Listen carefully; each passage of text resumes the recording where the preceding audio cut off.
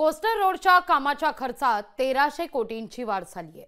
या प्रकल्पाचा सुधारित खर्च 13,060 कोटी रुपयांपर्यंत पोहोचलाय।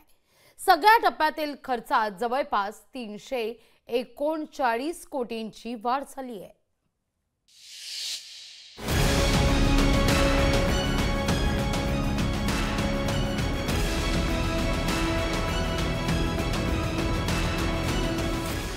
कोस्टल रोड प्रकल्पाच्या खर्चात आणखीन 1309 कोटी रुपयांची वाढ झाली आहे। या प्रकल्पासाठी 12,721 कोटींच्या खर्चाला मंजुरी देण्यात आली होती। आता हा खर्च 14,000 कोटी रुपयांवर पोहोचला आहे।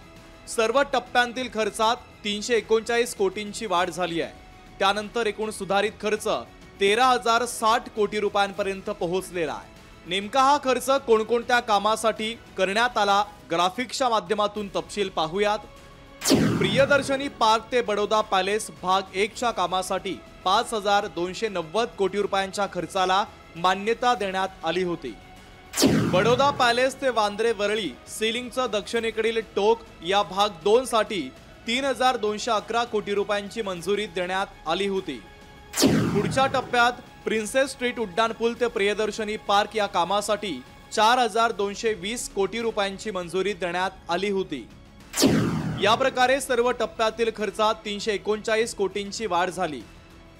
एकूण सुधारित खर्च 13,060 कोटी रुपयांपर्यंत पोहोचला आहे। मच्छीमारांच्या बोटीच्या जाण्या येण्यासाठी 2 खांबांमधील अंतर वाढवण्यात आलं।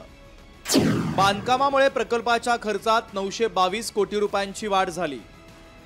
नवीन टेट्रापॅड बसवण्यात आल्यानं 47.27 लाख कोटी रुपये खर्च झाले। तर दरवर्षी प्रकल्पांच्या खर्चात वाढ होत असते अशी प्रतिक्रिया सुधीर मुनगंटीवार यांनी दिली आहे। दरवर्षी प्रत्येक प्रकल्पाची जी किंमत असते त्याच्यामध्ये वाढ होते। याच्या संदर्भामध्ये मला वाटतं की तांत्रिक मुद्द्याच्या कारणाने एस्टिमेट वाढते, यामध्ये दुसरा अर्थ कोणी घेता कामा नये। कोस्टल रोडचा हा संपूर्ण प्रकल्प जो आहे तो तयार होईल आणि दोन्ही बाजूनी आपण पाहतोय वांद्रेपासून ते अगदी मरीन ड्राईव्ह पर्यंतचा प्रवास जो आहे तो दोन्ही दिशेने पूर्ण झालेला पाहायला मिळेल आणि जवळपास आपण पाहतोय की वांद्रे वरळी आणि मरीन ड्राईव्ह असा हा दोन्ही बाजूचा टप्पा जो आहे तो नवीन वर्षात पूर्ण होताना पाहायला मिळणार आहे। सुनील वर्मा सह मीनाक्षी मात्रे, लोकशाही मराठी, मुंबई। लोकशाही मराठी ऐका, पहा, जागरूक रहा।